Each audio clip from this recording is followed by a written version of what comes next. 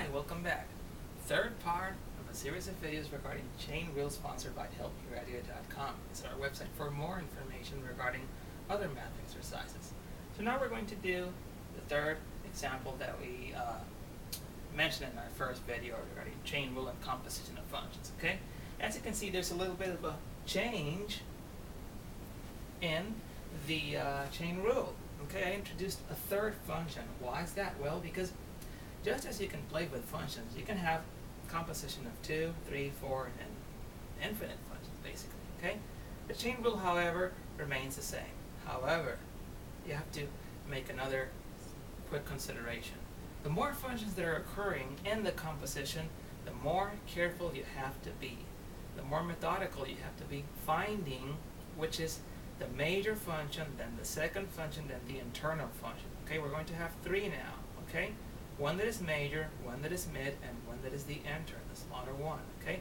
All you have to do to find out what's happening is ask the problem, what is happening with x? What are you doing to x? And again, we're going to use the same example in the first video. Cosine, sine, x cubed. Do you see the 3 functions? You should be seeing them by now. Let's go back to the chain rule once again.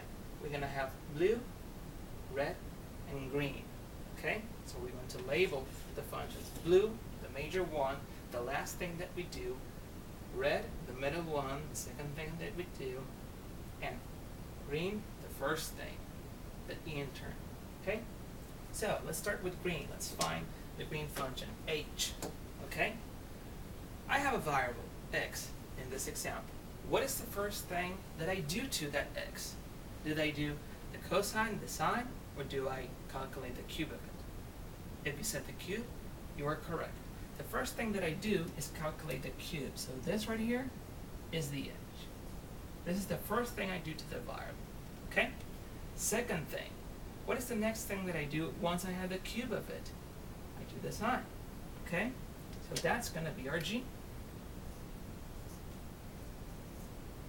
And once I have the cube and then the sine, what is the last thing that I do to the variable x? Well, I do the cosine. And here it is. This is going to be our f. Again, very neat, very organized. Use colors if you want. It's very helpful, especially at the beginning. Take things slowly and think. What do I do to the variable? In what order? The first thing is I calculate the cube, then the sine, then the cosine. So I know that the major one is f, the middle one is g, and the smallest intern one is h. So what does the chain rule say? Well, if I have derivative of composition f on g on h, which is f evaluated in g evaluated in h, the rule says derivative of f prime evaluated in g evaluated in h times the derivative of g prime evaluated in h times the derivative of h prime. So as you can see, now you can understand why it's called chain rule, because we go from the major argument prime argument times intern derivative prime evaluate times smaller argument. So let's do this right here. This means that cosine derivative minus evaluated, and here we're going to have sine evaluated on x cubed.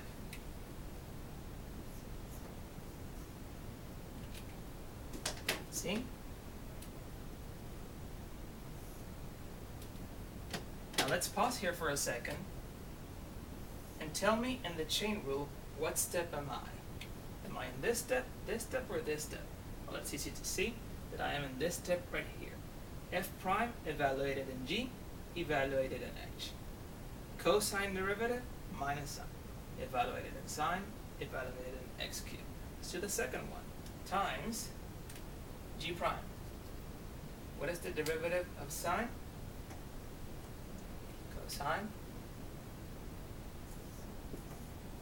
evaluated in what? H. And what is H? X cubed.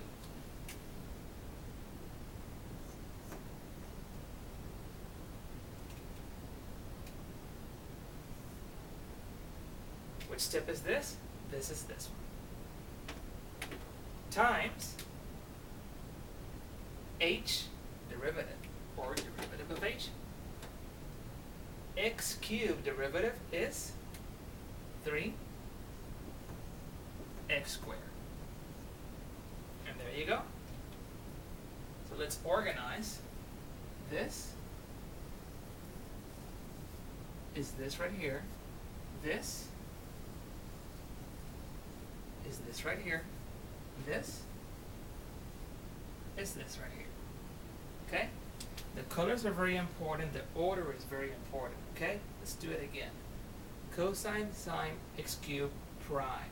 Well, the rule says f prime derivative sine evaluated in g and h sine x cubed times g prime is sine derivative, which is cosine evaluated in h x cubed times h prime, which is x cubed derivative 3x squared.